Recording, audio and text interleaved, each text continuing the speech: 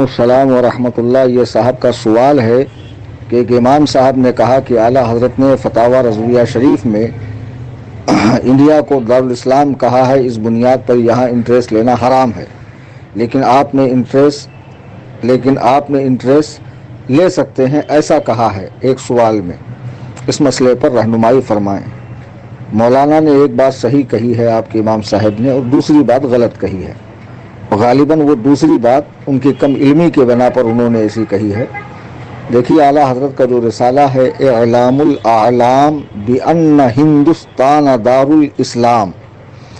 دارالاسلام کی تعریف کیا ہے، اعلیٰ حضرت امام اہل سنت رضی اللہ تعالیٰ نے اس رسالے میں تفصیل کے ساتھ پورا مسئلہ بیان کیا ہے، اور پہلوں نے جو اس مسئلے میں کچھ ان سے خطا ہو گئی تھی، تو اعلیٰ حضرت کا رسالہ پڑھنے کے بعد ہمیں پوری طریقے سے بات سمجھ میں آتی ہے۔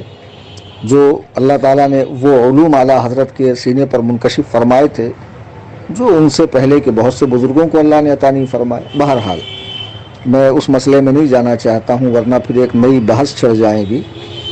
تو کہنے کا مطلب یہ ہے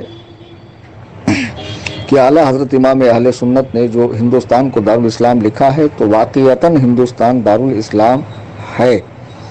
دارالاسلام اسے کہتے ہیں کہ جس میں اسلامی حکومت قائم ہو، یا پھر کبھی اسلامی حکومت رہی ہو اور بعد میں شعار اسلام کی جو علامات ہیں، نشانیاں ہیں، وہ باقی ہوں، اسے مٹایا نہ گیا ہو، یا پھر اس ملک کی سرحدیں اسلامی مملکت سے ملتی ہو۔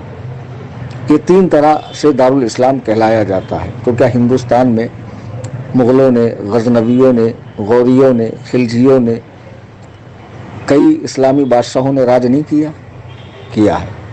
اس بنا پر یہ دارالاسلام ہے۔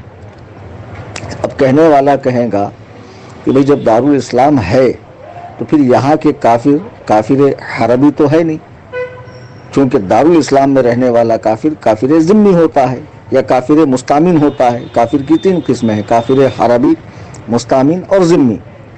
تو پھر آپ یہاں سود کیسے لیتے ہیں، یا بینکوں سے لینے والے سود کو جائز کیسے کہتے ہیں؟ تو ان سے یہ کہنا کہ اب موجودہ دور میں جو حکومت ہے وہ کافروں کی ہے۔ ہندوستان دارالاسلام اس بنا پر ہے کہ پہلے یہاں اسلامی حکومت رہ چکی ہے، اور شعار اسلام وغیرہ جیسے بآواز بلند اذان دینا، نماز پڑھنا، عیدگاہ میں جانا ہے نا، بآسانی عمرہ پہ جانا، حج و زیارت کے لیے جانا، جلسے وغیرہ کرنا، یہ ساری چیزوں کی آزادی ہے، ٹھیک ہے۔ اور اب یہاں جو کافر ہے، کافر کی تین قسمیں ہوتی ہیں۔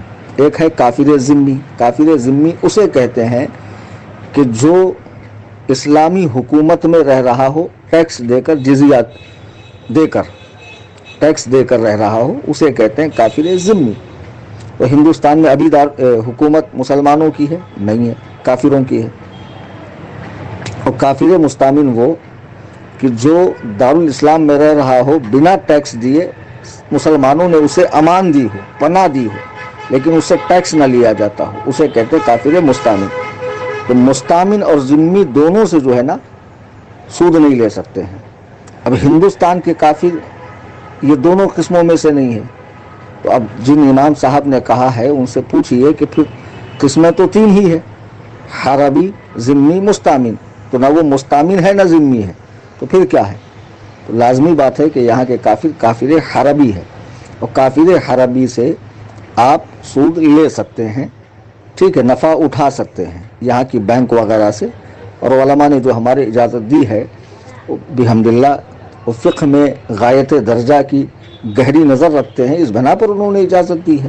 اب جو دیوبندی کہتے ہیں کہ اعلیٰ حضرت نے دارالاسلام کہا، پھر بھی تم لوگ انٹرسٹ لیتے ہو بینکوں سے، تو ان جہلا سے پوچھو کہ دارالاسلام اعلیٰ حضرت نے کس بنا پر کہا؟ اس بنا پر کہا ہے کہ یہاں پر پہلے مسلمانوں کی حکومت تھی، نہ کہ اب ہے، نہ کہ اعلیٰ حضرت نے انگریزی حکومت کو اسلامی حکومت قرار دیا ہے۔ پہلے اعلیٰ حضرت کا رسالہ اعلام الاعلام بان ہندوستان دارالاسلام تو پڑھیے، اس کے بعد ہی بحث کیجئے، اس کے بعد ہی منہ کھولیے، نہ کہ اعلیٰ حضرت نے اب کی حکومت کو مسلمان قرار دیا ہے۔ تو اب ظاہر سی بات ہے حکومت کفار کی ہے، تو کافر یہاں کے حربی کہلائیں گے۔ اب دیوبندی اگر اسے دارالحرب مانتے ہیں، دارالاسلام نہیں مانتے ہیں، تو دارالحرب میں دو ہی باتیں ہوں گی، या तो यहाँ से हिजरत वाजिब होगी या तो यहाँ जिहाद करना फ़र्ज होगा। तो देवबंदी ना तो जिहाद कर रहे हैं ना तो मुल्क छोड़ कर जा रहे हैं, जिहाद तो कर नहीं सकते। ये तो दारुल इस्लाम ही में जहाँ मुसलमानों की हुकूमत, वहीं मुसलमानों को बम लगा के मार सकते हैं। इनकी इतनी हिम्मत तो है नहीं कि काफिरों पर हमला करे, नहीं करते तो मुल्क छोड़कर चले जाएं। तो खुद भी दारुल हर्ब कहते हो, और दारुल हर्ब में जो 2 बातों पर अमल करना होगा उसमें से एक बात पर भी तुम्हारा अमल नहीं है, तुम तो खुद ही फंसे जा रहे हो।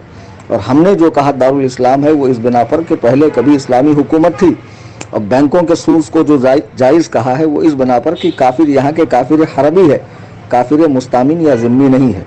उम्मीद है मेरी बात आपको समझ में आई होगी और आप अपने इमाम साहब को मेरी रिकॉर्डिंग सुनाएंगे।